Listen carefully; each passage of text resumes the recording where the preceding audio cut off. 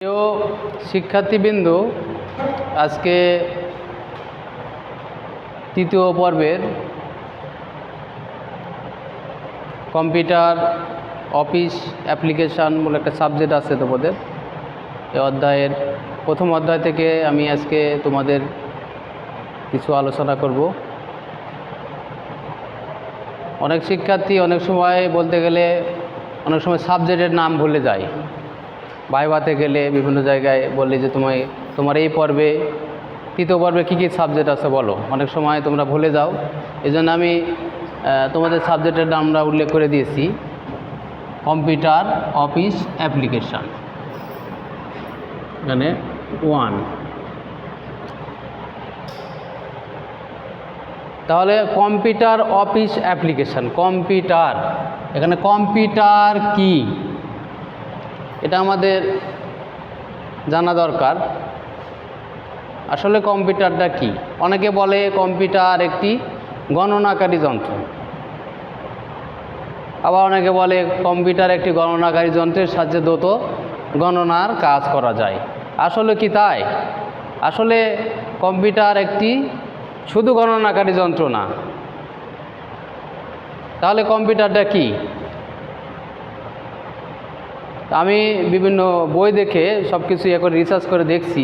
আসলে কম্পিউটার আমরা একটা সংজ্ঞা তৈরি করছি তোমাদের জন্যে। আমরা এভাবে লিখতে পারি, কম্পিউটার একটি ইলেকট্রনিক্স ডিভাইস। এর দুটি অংশ থাকবে। কয়টি অংশ? দুইটি অংশ। তাহলে কম্পিউটার কি? কম্পিউটার একটি ইলেকট্রনিক ডিভাইস। এর দুটি অংশ থাকবে, একটা হচ্ছে ইনপুট আর একটা হচ্ছে আউটপুট। তোমরা ওই যে হাতে কলমে যখন শিখতে যাবে কোনগুলো ইনপুট কোনগুলো আউটপুট এ সম্বন্ধে তোমাদের আমি ডিটেলস আরও আলোচনা করব এবং হাতে কলমে শেখানোর চেষ্টা করব।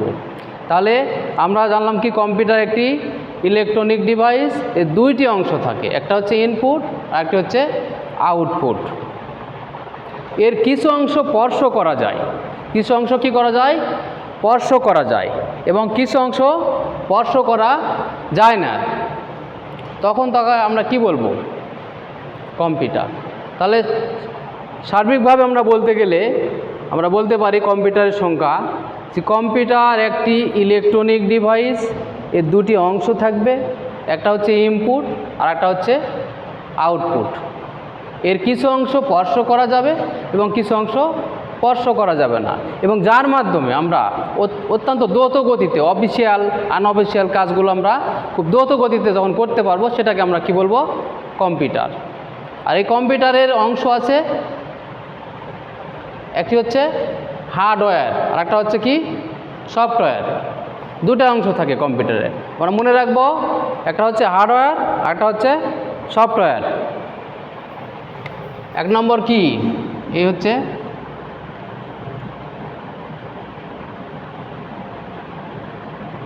হার্ডওয়্যার।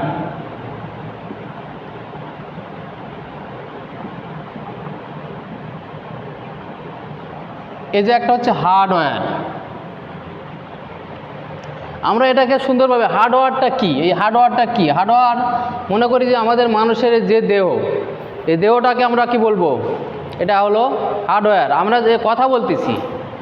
যে কথা বলতেছি সুন্দরভাবে চলতেছি, আমরা দেখতেছি, চোখ দিয়ে দেখতেছি, এগুলো কি? সফটওয়্যার।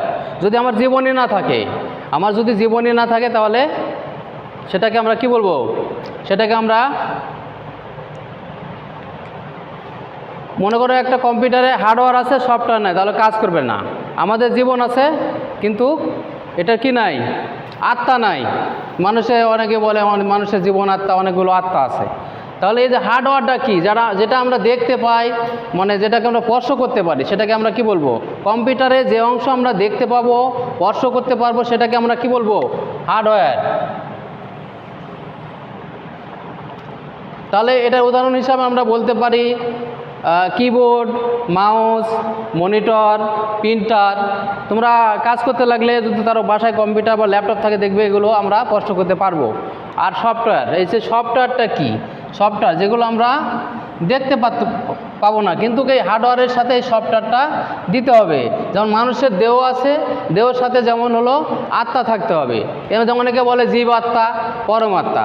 মানুষ যখন ঘুমিয়ে যায় তখন কিন্তু তার কি থাকে না, জীবাত্মা, ওই সময় জীবাত্মা থাকে, কিন্তু পরম বলে একটা আত্মা আছে, আত্মা থাকে না। তাহলে আমাদের এই দুটো একে একে অপরের সাথে সম্পৃক্ত। যেমন মানুষের দেহ থাকলে আত্মা থাকতে হবে, আত্মা থাকলে এটাও থাকতে হবে, দুটাই একে অপরের সাথে সাংঘর্ষিক। তাহলে এখানে আমাদের এই যে সফটওয়্যার আছে, যেটা এই সফটওয়্যারটা, এটাও আমাদের অনেকগুলো বিষয় আছে। এটাকে আবার দুইভাবে ভাগ করা আছে, একটা সিস্টেম আর একটা হলো অ্যাপ্লিকেশন সফটওয়্যার। এটার মধ্যে দুটো অংশ আছে। আমরা সাধারণত অ্যাপ্লিকেশন সফটওয়্যার নিয়ে কাজ করব, যে সফটওয়্যারগুলো MS word, excel, power point, এগুলো জন্য আমরা যে কাজ করব এগুলো হচ্ছে অ্যাপ্লিকেশন সফটওয়্যার। এই সফটওয়্যার নিয়ে আমরা সাধারণত বেশি কাজ করে থাকি। শেষ করি।